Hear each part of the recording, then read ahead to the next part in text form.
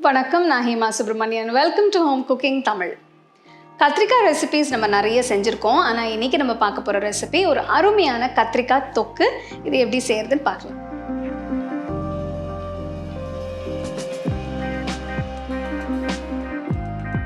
கத்திரிக்காய் தொக்கு செய்யறதுக்கு நான் 500 கிராம் சின்ன பிஞ்சி கத்திரிக்காயை வாங்கியிருக்கேன். கத்திரிக்காய் காம்பை வெட்டி சின்ன துண்டுகளாக நறுக்கி கொஞ்சம் உப்பு தண்ணியில் போட்டு வச்சுருங்க. அப்போ தான் கலர் மாறாமல் இருக்கும். இந்த தொக்கு செய்யறதுக்கு ஒரு மசாலா தூள் அரைக்க போகிறேன். இதுக்கு ஒரு கடாயில் 2 டேபிள் ஸ்பூன் முழு தனியா, 2 டீஸ்பூன் ஜீரகம், 1/2 டீஸ்பூன் மிளகு,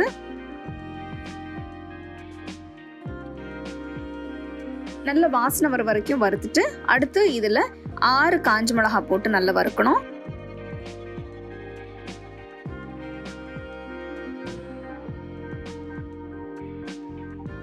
மசாலா தூளுக்கு தேவைப்பட்ட பொருட்கள்லாம் நல்லா வறுத்தாச்சு. இதை எடுத்து ஒரு பவுலில் போட்டு நல்லா ஆற விட்டுட்டு ஆறின உடனே ஒரு மிக்சி ஜாரில் போட்டு நல்ல பவுடராக அரைச்சிக்கோங்க.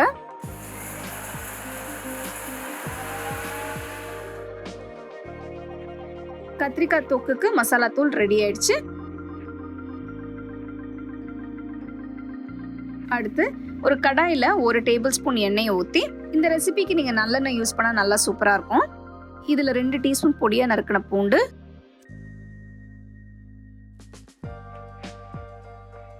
ஒரு பெரிய வெங்காயம் பொடியாக நறுக்கி போட்டு நல்லா வதக்கணும். 2 நிமிஷம் வதங்கின பிறகு இதில் ஒரு கையளவு கருவேப்பிலை போட்டு நல்லா மிக்ஸ் பண்ணி வெங்காயம் நல்லா பொன்னிறம் ஆற வரைக்கும் நல்லா வதக்கணும். வெங்காயம் நல்லா வதங்கி நல்ல ப்ரௌன் கலர் வந்த பிறகு இதில் 2 தக்காளி பொடியாக நறுக்கி போட்டு நல்லா வதக்கணும். 2 நிமிஷம் கழிச்சு இதில் 1 டீஸ்பூன் கல்லுப்பு, 1/2 டீஸ்பூன் மஞ்சத்தூள் போட்டு நல்லா மிக்ஸ் பண்ணணும்.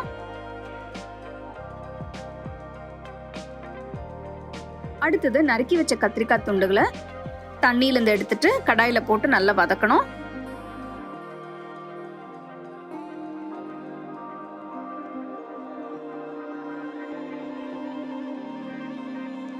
கத்திரிக்காய் வெந்த உடனே இதில் 1/2 கப் கரைச்சி வச்ச புளி போட்டு நல்லா மிக்ஸ் பண்ணணும். கத்திரிக்காய் தண்ணி ஊற்றாமலே நல்லா வெந்துருச்சு. பிஞ்சு கத்திரிக்காய்னால நல்லா குயிக்காக வெந்துருச்சு.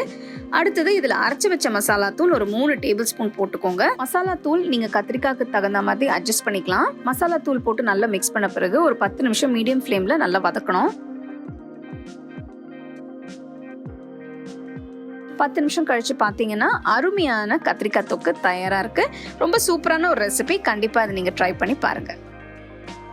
இன்றைக்கி நம்ம பார்த்த கத்திரிக்காய் ரெசிபி ஒரு அருமையான ரெசிபின்னு சொல்லலாம். இந்த தொக்கு நீங்கள் எல்லாத்துக்கும் தொட்டு சாப்பிட்லாம். அந்த தயிர் சாதம், வெறும் சாதம், சப்பாத்தி, தோசை எல்லாத்துக்குமே ரொம்ப டேஸ்ட்டாக இருக்கும். இதில் நிறைய இன்க்ரீடியன்ஸ் சேர்த்துருக்கோம். புளி, நல்ல ஒரு காரம், மசாலா, அப்புறம் நிறைய எண்ணெயும் சேர்த்துருக்கோம். ஸோ இது 2 நாள் நீங்கள் ஃப்ரிட்ஜில் கூட வச்சு சாப்பிட்லாம். கண்டிப்பாக இந்த ரெசிபி நீங்கள் ட்ரை பண்ணி பாருங்கள். You can get a copy of our first edition of the home cooking book on 21 frames.